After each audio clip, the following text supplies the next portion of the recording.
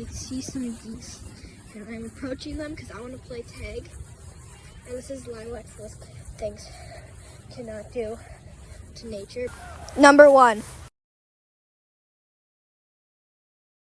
I'm gonna go touch the geese, which is gonna be fun. I'm just gonna go play some tag. Yeah, we're gonna go play some tag. There's like a huge flock of them over there. They're just walking away with their little booty shakes. They're honking.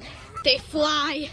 Okay, they're scaredy geese. And in the lake, that's a cool kind of slide thing. Now the mission is to touch one. And they're really overprotective. And looks like they're all females. So females are aggressive. Whoa, it's so cool when they do that. Ah! Whoa, let geese go. They are all in the water now. Hey, there's a group trying to escape.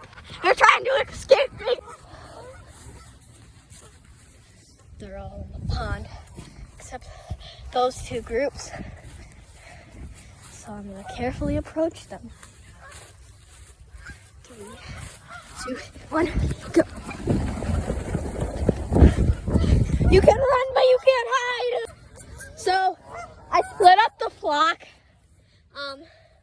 I think I ruined their migration, but